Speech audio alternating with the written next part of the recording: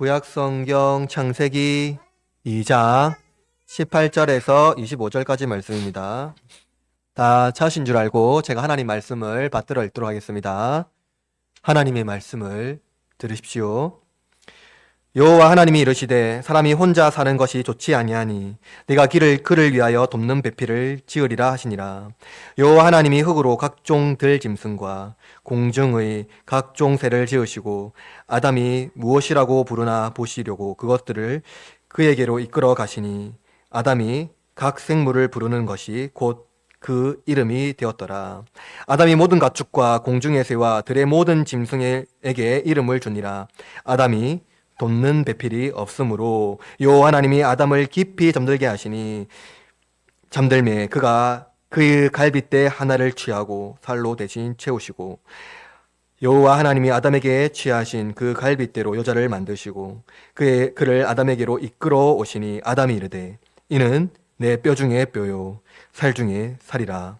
이것을 남자에게서 취하였은즉 여자라 부르라 하리라. 이러므로 남자가 부모를 떠나 그의 아내와 합하여 둘이 한 몸을 이룰지로다. 아담이 그의 아내 두 사람이 벌거벗었으나 부끄러워하지 아니하니라. 아멘. 종교개혁 기념주일입니다. 그래서 종교개혁은 원래 11월 1일 카톨릭 교회에서 이제 만성절이라는 절기가 있는데요. 모든 성인을 이제 추앙하는 그러한 날로 11월 1일 정해서 절기를 지키고 있습니다. 근데 그 전날 11월 31일 날 루터가 자신이 교수로 재직하던 대학의 성당이 있던 그 피텐베르그 그 성당문에 95개조 논제를 붙이면서 이제 시작되었습니다. 여러분도 아마 잘 알고 있을 것입니다. 그런데 루터가 예상했던 것과 달리 95개조 논제는 도시 전역에 개혁의 바람이 불면서 불가피하게 개혁이 시작되었습니다. 사실 루터는 그렇게 개혁을 일으키려고 한 게 아니라 그냥 대화를 요청한 것인데 불가피하게 그게 이제 개혁이 일어난 것이죠. 역사적으로 이는 우리에게 종교개혁이라는 단어로 불리지만 유럽의 종교는 오직 기독교밖에 없었고 개혁은 교회를 위한 개혁이었으므로 종교개혁이라는 언어보다는 교회개혁이 더 맞는 말 같습니다.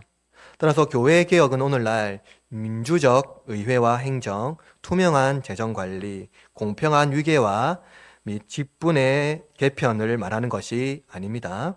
당시 개혁은 말 그대로 성경을 바르게 해석하고 성경으로 돌아가자는 개혁입니다.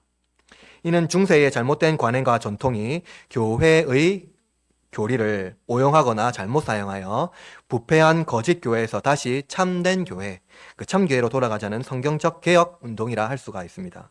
우리는 종교개혁하면 일반적으로 루터의 칭의를 기억하고 오직 믿음이라는 주제를 기억하는 경우가 많고 보통 그것으로 종교개혁을 많이 이해합니다.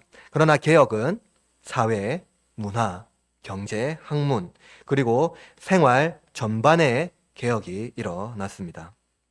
이는 당시 중세는 교회가 민중의 생활을 주도했으며 거룩한 삶의 모범은 사제와 수도자였기 때문입니다. 즉 교회개혁은 당시 민중의 삶에 지대한 영향을 미쳤고 이는 삶의 개혁과 함께 일어났습니다. 오늘은 그 중에 현대사에서 잊어버린 이 개혁자들의 전통인 이 결혼에 대해서 살펴보고 오늘 말씀의 근거에서 성경에서 말하는 참된 교제로서의 결혼을 살펴보겠습니다.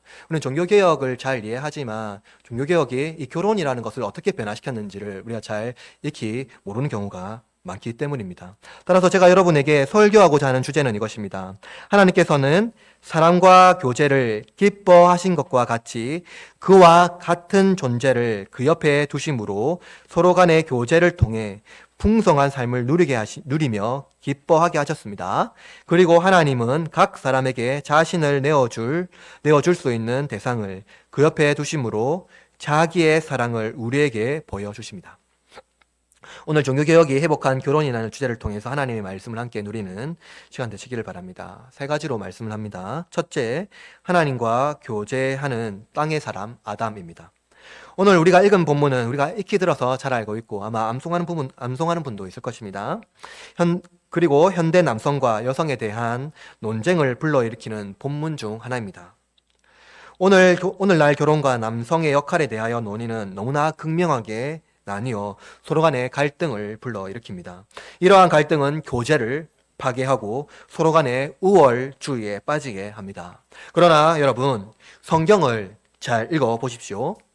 결혼의 핵심은 남성과 여성의 역할, 그 핵심이 권위주의가 아니라 교제라고 말하고 있습니다. 먼저 중세시대는 성경에서 말하는 결혼을 바르게 이해하지 못했습니다.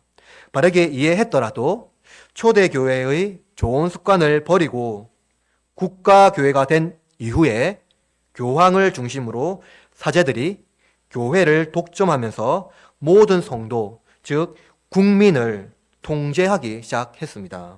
당시 신성 로마 제국은 거대 국가교회였기 때문에 가능했습니다.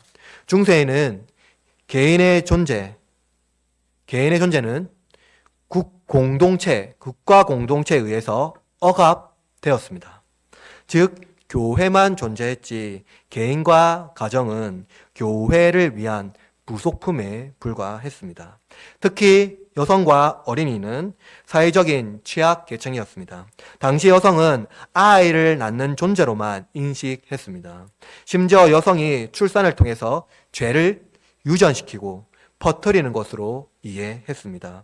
오늘 본문을 잘못 이해한 것이죠. 이는 성경 해석을 심각하게 훼손한 결과입니다. 하와가 선악과를 먼저 먹고 죄를 지어서 세상에 악이 들어왔다라는 이 신학은 여성에 대한 박해를 크게 강화했습니다. 출산이 복이 아니라 저주가 된 것이죠. 그렇다면 여러분, 아이들은 어떨까요? 중세 시대의 노동과 군사력이 중요한 시대였습니다. 그러나 어린이들은 미달된 존재로 볼 뿐 완전한 인격체로 보지 않았습니다. 이러한 어린이는 어머니의 품에서 떠나 길거리에서 전쟁과 일터로 내몰렸습니다. 여러분, 11세기에서 12세기까지 십자군 전쟁이 있었다는 거 여러분 알 것입니다. 그러나 그 원정 때에 어린이 십자군이 있었다는 거 여러분 알고 계십니까? 그 수가 무려 2만 명에 달했다고 하니 엄청난 수입니다. 교제가 상실되고 모든 것이 권위 아래 종속되어 부속품처럼 존재해야 했습니다. 그렇다면 왜 이런 생각이 발전되어 이러한 상황을 만들어 버렸을까요? 이는 초대교회부터 있던 수도주의에 대한 잘못된 이해가 발전되어 중세시대에 이를 제도화하여 국가적인 대규모 사업을 벌였기 때문입니다. 초대교회 수도주의는 금욕주의를 실천했지만 섬김과 헌신에 기초된 경건 운동이었습니다. 이러한 수도자들은 존경의 대상이었죠. 누구도 우월감에 수도 생활을 하려고 하지 않았고, 다만 하나님과 가까워지기 위한 열망으로 수도 생활을 시작했습니다. 그러나 국가교회가 되면서부터 국가가 교회의 후원자가 되면서 교회가 막대한 부를 얻게 되었습니다. 따라서 수도주의 전통은 유지해야만 했습니다. 그것이 바로 독신서약입니다. 독신서약은 사제가 되기 위한 철저한 자기 헌신으로 이해했고 가장 높은 위치에 거룩한 삶의 모범으로 이해했습니다. 혼자 독거 생활하는 것, 그것이 거룩한 삶의 모범으로 이해한 것이죠. 그러나 교회는 부유했고 사람들은 성공하기 위해서 사제가 되어야 했습니다. 이러한 상황에서 독거 생활이 가능할 리 없었습니다. 당시 독신 서약과 순결 서약은 배치되어야 했습니다. 같이 가야 되는데 서로 따로 있었다라는 것이죠. 독신 서약이 순결 서약보다 더 우월했으므로 독신자의 성적 타락은 어느 정도 이해되는 사회였습니다. 거룩한 사제이니 순결 서약은 모른 척하고 넘어간 것이죠. 교회가 독신 서약을 통하여 사죄를 받아들였으니 실제로 그들의 삶은 경건이 아니라 부도덕한 삶이었습니다. 다만 우월주의만 남아있을 뿐이죠. 여성들에게도 독신은 매우 거룩한 삶으로 이해되었습니다. 그래서 수녀원에 많은 여성들이 집단으로 생활하기도 하였습니다. 이는 마리아 숭배에도 영향을 주었죠. 동정녀 마리아는 영원한 동정녀로 이해되었고 독신자로서 거룩한 하나님의 어머니로 추앙받았습니다. 이들은 하늘의 사람이었지 땅의 사람이 아니었습니다. 마치 청상에 살고 있는 사람이라고 생각하지만 하나님의 진노를 두려워하며 평안한 삶을 살지 못했습니다. 불행했으며 교제가 없었고 누구도 그들의 편에 있지 않았습니다. 그렇다면 성경은 무엇이라고 말합니까? 오늘 본문에서 땅의 사람 아담을 우리는 살펴보아야 합니다. 하나님께서 땅의 물질인 흙으로 아담을 지으셨습니다. 그의 존재는 땅의 본질에 있습니다. 하나님은 땅의 모든 좋은 것을 그에게, 아담에게 주셨을 뿐만 아니라 하나님께서 직접 창조하신 세계의 대리자로 아담을 지으셨고 그에게 하나님의 일을 대신하도록 하셨습니다. 하나님은 이교의 창조주와 같이 만물을 창조하고 인간을 통제하고 관리하는 신이 아니었습니다. 하나님께서는 아담이 동식물의 이름을 짓는 것을 보고 놀라워 하십니다.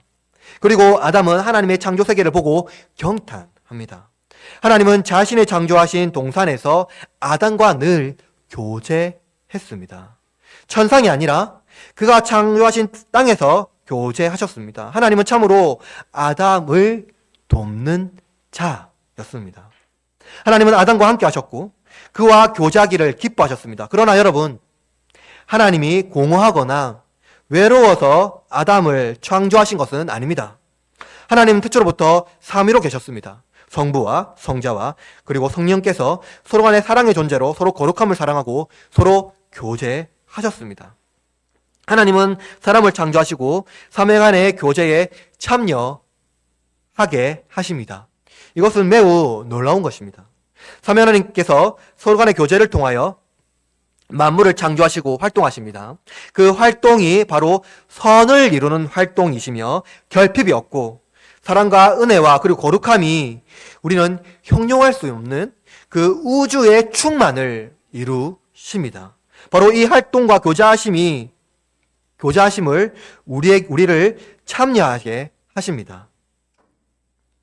이것은 우리에게 무엇을 알려줍니까? 우주와 물리적 존재의 의미로 보면 우리의 개인의 존재는 우주의 먼지에 불과합니다. 즉 아무런 의미가 없습니다.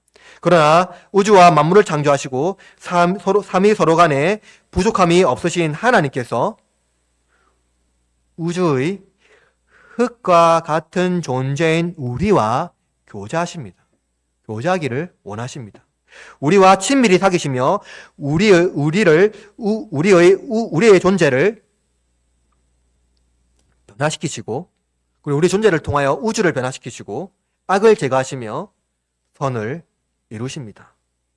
바로 우리와 교제를 통하여 이 일을 행하신다는 것이죠. 하나님과의 교제가 우리의 존재의 의미를 분명하게 말해주고 있습니다. 하나님과의 교제는 우리의 부족함을 빈틈없이 채우십니다. 아담은 전혀 부족함이 없었습니다. 성경 어디에도 아담이 외로웠다, 아담이 부족했다라는 것은 찾을 수가 없습니다.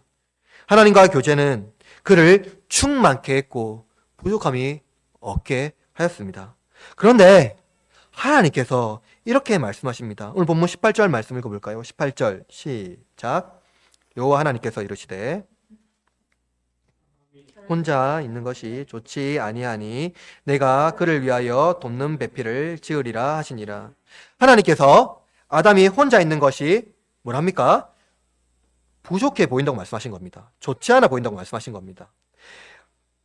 그 혼자 불완전한 인간이라는 것이죠. 하나님은 지금까지 단 한 번도 좋지 않다라는 말을 한 적이 없습니다. 모든 것이 보시기에 좋았다라고 말씀하셨습니다. 그러나 아담이 혼자 있는 것을 보시고 좋지 않다라고 말씀하십니다.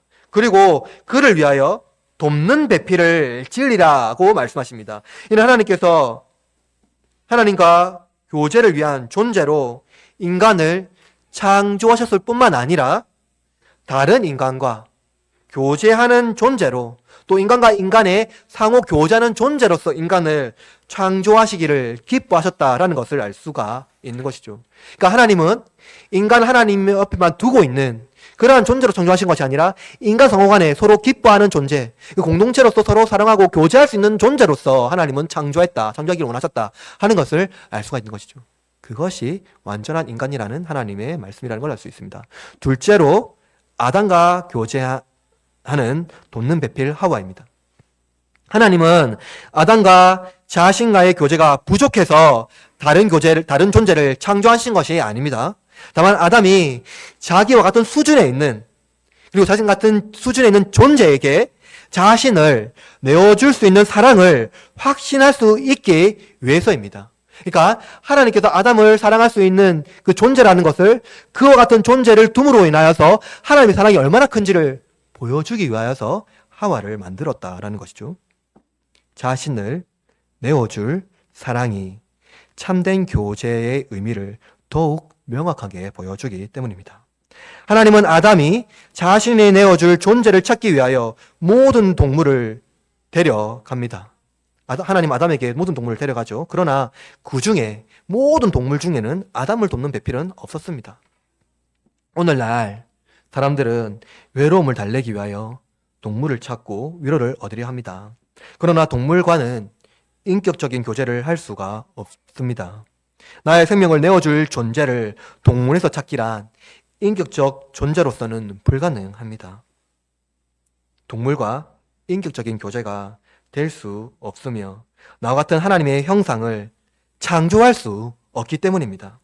인간은 외로움을 달래기 위하여 동물을 찾지만 외로움을 달래기 위해서 사람을 찾아서는 안 됩니다. 이는 결국 자기 외로움을 달래기 위한 사람 인형에 불과하기 때문입니다. 여러분, 성경을 유심히 보십시오. 아담이 혼자 사는 것이 좋지 아니하니 이를 보고 혹자들은 하나님께서 남자 혼자 있는 것이 외로우니 여자를 만들어서 남자가 외롭지 않게 해야 한다고 해석하는 자들이 있는데, 이는 성경을 심각하게 곡해한 것입니다. 여러분, 외로움 때문에 결혼해서는 안 되죠. 앞대지에서 말했지만 아담은 결코 외로움을 느끼지 않았고 하나님께서 아담이 혼자 있는 것이 좋지 않아 보였다라고 말씀합니다. 그것은 아담 혼자는 불완전한 인간이기 때문입니다. 하나님께서는 자기의 형상대로 사람을 창조하셨고 그 계획대로, 그 계획에는 생육과 번성과 땅에 충만하는 복을 주셨습니다. 그러나 아담 혼자는 하나님의 복과 언약을 이루며 만족한 삶을 살 수가 없었습니다. 그래서 그와 같은 존재인 돕는 배필을 주셨습니다. 우리는 또 여기서 현대성에 물든 돕는 배필이라는 단어를 성경적으로 해석해야 합니다. 오늘날 돕는 배필이란 이 단어가 여성의 역할에 종속되어 마치 남성을 위한 존재로 전락한다라는 의미로 해석해서 심각한 갈등을 일으키는데요. 이는 성경을 매우 잘못 해석한 것입니다. 중세시대에도 여성을 남성의 소유물로 종속시켰습니다. 그러나 성경에서 돕는 배필이란 매우 고상하고 거룩하며 존귀한 존재적 의미로 말하고 있습니다. 이는 전자에서 말씀했지만 아담의 돕는 자는 하나님이었습니다. 하나님이 아담을 도왔죠. 즉 하와가 아담을 돕는 자로서 하나님과 같은 존재로 그녀가 아담 옆에 있어야 한다는 것입니다. 자기와 같은 수준의 존재로서 교제를 통하여 자기의 생명을 아낌없이 내어줄 존재로 하와가 아담에게 필요한 것입니다. 하와가 없다면 아담은 자기의 생명을 아낌없이 내어줄 존재가 없는 것이죠. 그 사랑을 알 수 있는 방법이 없다는 것입니다. 외로움을 달래기 위해서 아담이 하와가 필요한 것이 아니라 하와가 없으면 아담의 생명은 불완전하여 살지 못할 것이며 인류는 하와가 없으면 생명을 유지할 수 없고 진정한 사랑과 교제를 할 수가 없기 때문입니다. 아담은 하와를 통해서 하나님의 형상을 받습니다. 하나님께서 아담과 같은 또 다른 존재를 흙에서 빚어서 창조하지 않으시고 하와를 통해서 하나님의 형상을 창조하기로 한 이유는 무엇일까요? 나의 생명을 아낌없이 내어줄 존재인 나와 나의 유일한 이샤와 함께 교제를 통하여 풍성한 열매를 맺으며 삶의 의미를 알 수 있기 때문입니다. 하나님은 바로 아담과 하와의 결혼을 통해서 삼위 하나님과의 교제를 경험하도록 하신 것입니다. 또한 그들을 통하여 창조하신 하나님의 형상, 그 하나님의 형상을 통하여 하나님의 놀라운 은혜를 참여하게 하신 것입니다. 인간이 놀라운 과학과 기술, 문명을 발전시켰지만 그것은 만물의 본래에 있는 것을 변형하고 모양을 바꾼 것 뿐입니다. 창조물은 이 땅에 어디에도 없습니다. 오직 하나님 말씀으로 창조하신 그 재료를 통하여 깨를 내어 만들었으나 이내 실증내어 버리고 맙니다. 그러나 하나님께서 우리에게 유일한 창조물을 허락하신 것이 있습니다.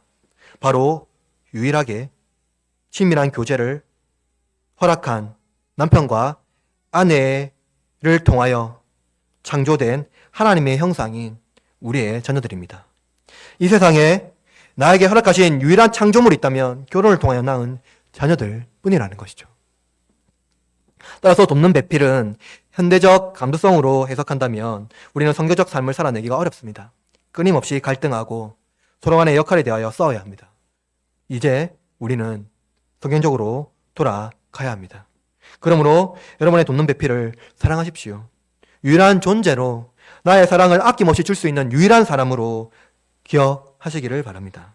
나의 생명을 다하도록 사랑하십시오. 하나님은 나와 같은 존재를 나를 통하여 만드셨고 나에게서 만드셨고 우리를 하나님과의 교제에 완전히 참여하도록 하셨습니다. 에베소서 5장 22절에는 이렇게 말합니다. 아내들이여 자기 남편에게 복종하기를 죽게 하듯 하라. 에베소서 5장 25절 남편들아 아내 사랑하기를 그리스도께서 교회를 사랑하시고 그 교회를 위하여 자신을 주신 것 같이 하라. 성경에서 기록된 남성과 여성의 역할에 관하여 말씀은 권위주의로 해석하면 현대성에 함몰되어 성경적 경건한 삶을 살아내기란 어렵습니다. 끊임없이 갈등뿐입니다. 그러나 여러분 성경은 그렇게 말하지 않습니다. 교제하라고 말을 하고 있죠. 사랑하라고 말하고 있습니다. 서로 사랑하고 고립되어 독신자처럼 살지 마시기를 바랍니다. 고립된 인간은 좋은 열매를 맺을 수 없으며 궁극적으로 탐욕에 젖은 인간이 되게 합니다. 교제가 없는 인간은 이웃을 물질로 인식하고 자기의 존재의 가치를 소비와 소유에 따라 결정합니다. 인격이 사라진 시대, 교제가 없습니다. 중세 시대는 천국에서 누릴 행복을 추구했습니다. 따라서 지상의 삶에, 이 땅의 삶에 의미가 없었습니다. 그들은 하나님을 알고 있었으나 그들의 삶에 하나님과의 교제가 없었습니다. 하나님과 교제가 없으니 당연히 인격적 존재와 교제하기란 어려웠습니다. 물론 중세 시대에도 경건한 가정은 있었을 것입니다. 만약 그렇지 않았다면 개혁이란 일어나지 않았을 것이기 때문입니다. 그러나 대부분 교제를 상실한 시대였습니다. 다시 중세로 돌아가지 마시길 바랍니다. 개혁자들이 우리에게 준 결혼의 유산은 지상에서 행복한 삶을 살게 합니다. 그것이 바로 결혼을 통해서이지요. 결혼은 우리의 인생의 최고의 교제를 누리는 현장입니다. 하나님은 행복한 삶을 위하여 하와를 아담의 눈앞에 데려옵니다. 이와 같이 하나님은 당신의 행복한 삶을 위하여 당신의 남편과 당신의 아내를 당신의 눈앞에 데려오셨습니다. 이제 마지막으로 하나님께 주신 선물 결혼입니다. 마지막으로 우리는 선물이라는 개념에서 결혼을 살펴보겠습니다. 종교개혁자들은 우리에게 유산으로 물려준 결혼의 의미는 제도적인 의미의 결혼이 아니었습니다. 그것은 독신자들이 거룩하다는 공로주의를 배격하여 오직 믿음으로 말씀에 순종하는 것이며 하나님께서 주신 사랑을 가정 공동체로 오직 은혜를 누리는 것이며 성경의 말씀을 바르게 해석하여 오직 성경으로 돌아가는 것, 그리고 독신 제도를 만들어 교황의 권위가 빼앗은 그리스도의 자리에 다시 오직 그리스도의 권위로 되돌리는 것이며, 마지막으로 화려하고 웅장한 교회 건물이 하나님의 임재, 하나님의 영광의 임재로 착각하게 한 것을 일상의 삶을 통해 오직 하나님께 영광이라는 종교개혁의 모토 안에서 독신제도를 제거하고 결혼이라는 신성하고 거룩한 교제를 우리에게 유산으로 물려준 것입니다. 하나님께서 자기의 형상으로 사람을 창조하시고 그들에게 자기 자신이 만든 세계의 관리자가 되게 하셨습니다. 관리자는 창조주가 만드신 세계를 통치자라는 개념으로 이해되어 왔는데요. 이는 어떤 점에서 제왕적 군주로서 세계를 다스리고 통치하는 개념으로 이해되어 왔습니다. 그러나 본문에서는 이 하나님의 대리통치자라는 이 개념을 교제라는 의미로 적용해야 합니다. 하나님께서는 제왕적 군주로서 하나님의 이미지를 말씀하실 때는 모든 악의 권세에서 그 백성을 보호하실 때 하나님께서 우리와 이방인들에게 보여주는 그 이미지가 바로 제왕적 군주입니다. 따라서 본문에서 다스리고 통치하는 대리통치자의 개념은 이 제왕적 군주로서의 개념이 아니라 돌봄과 교제로 이해되어야 합니다. 서구 사회는 이 개념을 제왕적 군주로 이해하여서 지배와 발전이라는 방식으로 세계를 운영했지만 성경은 지배와 발전이 아니라 교제와 돌봄이라는 방식으로 그 창조 세계를 다스리고 통치하는 방식으로 말씀하고 있는 것입니다. 하나님은 교제하심으로 모든 세계의 만물을 다스리십니다. 하늘의 새를 먹이시고 들꽃에 입히십니다. 그들의 필요를 들으시고 하늘의 비와 해와 바람, 그리고 우리가 알고 있는 모든 무용한 것들이 하나님의 창조하신 세계에서 유용한 것들로 바뀝니다. 본래 우리가 결혼하기 이전에 남편과 아내는 서로에게 무용했습니다. 아무 의미가 없었습니다. 광활한 우주에서 그와 만나기란 해변의 모래알 중에 한 존재를 만나는 것과 같습니다. 그와 그녀를 알기 전에 서로의 존재는 서로에게 아무런 의미가 없었습니다. 그러나 하나님께서 광활한 우주를 살피시고 서로에게 무용한 존재가 하나님과의 교제 속에서 어떤 방식으로든 서로의 존재를 알게 하시고 교제를 통하여 서로 유용한 존재가 되게 하셨습니다. 하나님께서 동산의 만물을 충만하게 하셨습니다. 하나님께서 만드신 이 동산에는 부족함이 없었습니다. 하나님께서 스스로 보시기에 좋다라고 말씀하셨습니다. 물론 아담도 전혀 부족함을 느끼지 못했고 만족한 삶을 살았습니다. 그러나 하나님께서는 삼위간의 사랑의 충만함이 인간에게도 있기를 바랬습니다. 인간이 그와 같은 존재와 함께 사랑을 나누며 교제하는 기쁨이 인간에게 없는 것이 하나님 보시기에 만족하지 않았다라는 것입니다.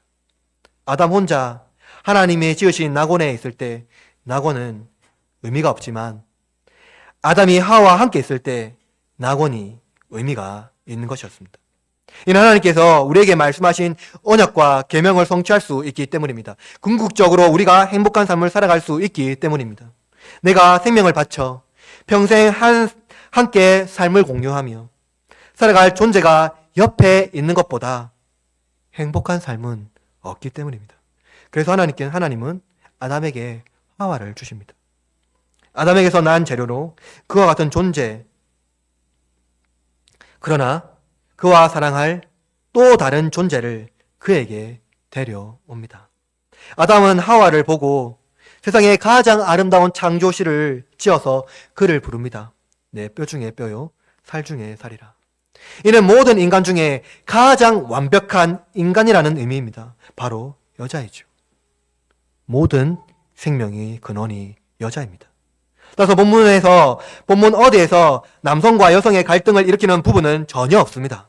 여성이 없다면 생명이 없습니다. 심지어 하나님은 여자의 후손을 통하여 인류를 구원하시겠다고 말씀하셨습니다. 죄의 싹스는 사망인데 여자의 후손을 통하여 죄의 사망을 종결하고 영생을 주겠다고 말씀하십니다. 이처럼 하와는 아담에게 선물입니다. 하와가 아담에게 선물일 뿐만 아니라 모든 산자의 선물입니다. 그래서 성경은 하와에게 모든 산자의 어머니다 라고 말합니다. 그러나 하와를 아담에게 주실 때는 하나님은 모든 매우 큰 결심과 각오를 하셔야 했습니다. 아담에게도 자유의지가 있지만 그가 혼자 있을 때는 하나님께 불순종할 이유가 없었습니다. 혼자이기 때문에 하나님과의 교제를 단절할 이유가 없었죠. 그러나 다른 존재가 생기게 되면 하나님과의 교제를 단절할 이유가 생기게 됩니다. 불순종할 이유가 생기게 됩니다. 생각이 복잡해지고 언제든지 다른 생각을 품을 수 있기 때문입니다. 하나님은 우리의 행복을 위하여 모든 것을 허용하시고 다만 말씀하셨습니다. 그러나 인간은 결국 말씀에 불순종하여 모든 교제에서 끊어지는 큰 상실을 경험했습니다. 모든 체험의 동산에서 쫓겨나 상실의 세계로 나아가게 된 것입니다. 상실의 세계는 하나님과의 교제를 단절될 뿐만 아니라 하나님의 창조하시는 세계가 더 이상 선한 열매를 맺지 않고 고통의 열매를 맺습니다. 수고와 고생으로 땅의 사람인 아담이 땅의 열매를 맺기 위하여 살아야 하는 그 아담이 고통의 열매를 맺으며 살아갑니다. 수고와 고생으로 살아가는 아담이 된 것이죠. 또한 생명의 여인이 생명을 잉태하기 위하여 고난받아야 합니다. 상실의 세계에서 만물은 인류에게 해가 되었습니다. 좋지 않음이 되었습니다. 체험이 없고 끝없이 체험이 반복된 일상을 살아야 하지만 전혀 채워지지 않고 상실감만 낳을 뿐입니다. 그러나 하나님께서 상실의 세계에서 유일하게 체험의 동산을 허락하신 장소가 있습니다. 전도자는 이렇게 고백합니다. 전도서 9장 9절에 이렇게 말합니다. 들어보십시오. 내 헛된 평생의 모든 날, 곧 하나님의 해 아래에서 내게 주신 모든 헛된 날에 내가 사랑하는 아내와 함께 즐겁게 살지어다. 그것이 내가 평생에 해 아래에서 수고하여 얻은 내 몫이니라. 상실의 세계에서 얻은 보상으로 인간은 즐거워하고 행복하려 합니다. 그러나 하나님은 결코 그것으로 행복할 수 없게 하셨습니다. 상실의 세계에서 보상은 헛된 안개와 같습니다. 그것은 숨결 한 번으로 입김과 같이 사라질 증기에 불과합니다. 희미하게 보이는 듯하나 이내 사라지고 없습니다. 우리의 상실을 채울 수 있는 것, 그것은 유일하게 체험을 받을 수 있는 장소는 가정이라는 체험의 동산입니다. 하나님께서 아담을 에덴에게서 쫓아내셨지만 하와를 아담에게서 빼앗지는 않았습니다. 항상 둘이 함께 상실의 세계에서 서로 간의 상실을 채우며 살도록 하셨습니다. 이것이 바로 결혼입니다. 아담과 하와가 벌거벗었으나 부끄러워하지 않았다고 말합니다. 이는 죄로 인한 수치가 그들에게 없었기 때문입니다. 그러나 그들은 죄로 인하여 수치스러움으로 숨기고 드러내기를 두려워합니다. 이는 사랑하는 사람에게 더욱 그렇죠. 그러나 먼저 자신의 수치를 드러내시고 모든 멸시와 천대를 받으시며 죽기까지 사랑하신 그리스도의 사랑이 우리의 모든 수치를 그의 보혈로 덮으셨습니다. 저는 최근 아내와 함께 있으면서 가장 친밀하게 거의 3주간을 있었습니다. 그리고 제 아내의 모든 수치를 닦아내고 오물을 정리할 때가 있었습니다. 저는 제 아들과 딸의 기저귀를 정리할 때도 있었지만 제 아내의 오물을 닦고 정리할 때 하나님이 나의 모든 오물과 모든 수치를 닦는 그 놀라우신 그리스도의 보혈을 경험하며 그 사랑을 경험한 바가 있습니다. 하나님은 나와 같은 존재를 내 옆에 두심으로 그의 놀라운 사랑을 매 순간 경험하게 하십니다. 나의 모든 수고가 헛되지 않고 유일한 보상이 있다면 그것은 바로 내 옆에 있는 그 존재입니다. 우리의 수치를 닦아내신 하나님은 지상에서 부부를 통하여 서로 간의 체험을 경험하게 하십니다.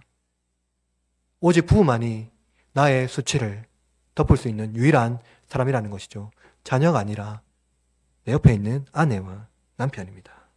상실의 세계의 유일한 체험의 공간인 당신이라는 존재가 우리에게 있을 때 우리는 이 상실의 세계를 이겨낼 수가 있습니다. 세상은 나의 수고와 노력으로 얻은 보상이 나에게 행복한 삶을 살게 한다고 믿게 하고 마치 그것이 진짜라고 말하고 있지만 저와 여러분은 남편과 아내가 나의 인생의 유일한 수고의 보상이라는 것을 잊지 마시기를 바랍니다. 하나님은 이러한 체험을 위하여 우리에게 남편과 아내라는 선물, 곧 결혼을 주셨습니다. 서로 간에 충만한 체험의 존재가 되시기를 바랍니다. 이제 말씀을 마무리합니다. 오늘은 종교개혁자들이 이룬 결혼이라는 고귀한 유산을 살펴보았습니다. 이 유산은 하나님과의 교제를, 평생 사랑하는 사람과의 교제를 이루게 하신 은혜의 선물입니다. 이 체험의 동산, 상실의 세계에서 가정이라는 이 체험의 동산을 통하여서 우리는 하나님의 끝없는 사랑, 끝없이 채워주시는 그 사랑을 발견하고 경험할 수가 있습니다. 내 인생의 유일한 의미와 선물은 하나님께서 나에게, 아담에게 하와를 빼앗지 않은 것처럼 하나님께 나에게 주신 그 유일한 선물을 통하여 영원한 체험을 허락하신다라는 것이죠. 그 체험을 통하여서 하나님 우리에게 놀라운 창조물을 허락하시는데 그것이 또한 우리의 자녀라는 것입니다. 인간이 극복하지 못하는 것, 그것은 우리가 채우려고 하는 우리의 삶이다. 그러나 하나님께서는 그 인생의 유일한 보화와 보석을 주셨고 그것을 통하여 하나님의 은혜를 누리게 하셨습니다. 그러므로 여러분, 금욕주의가 아닙니다. 그것은 우리에게 오히려 상실감을 줄 뿐입니다. 하나님은 우리에게 가정을 통하여서 끝없는 은혜를 주시고 가정을 통하여 정절을 배우게 하시고 인내를 배우게 하시고 교제와 사랑, 돌봄을 허락하심으로 끝없는 하나님의 체험의 순간을 맞이하게 한다는 것입니다. 그러므로 여러분, 우주적이며 물질적으로 나의 존재는 무의미하지만 하나님과 교제하며 하나님께서 나에게 데려오신 이시와 이샤가 내 옆에 있을 때, 남자와 여자가 내 옆에 있을 때, 남편과 아내가 내 옆에 있을 때 나의 존재가 유의미하다는 것을 잊지 말고 함께 교제하며 돌보며 사랑하며 사시기를 바랍니다. 이제 일주일을 살아갈 때에 하나님과 충만한 교제를 누리며 상실의 세계에서 체험의 동산을 사랑하는 아내와 남편이 마음껏 누리며 함께 가정을 이루어가는 저와 여러분이 되기를 주님의 이름으로 축원합니다.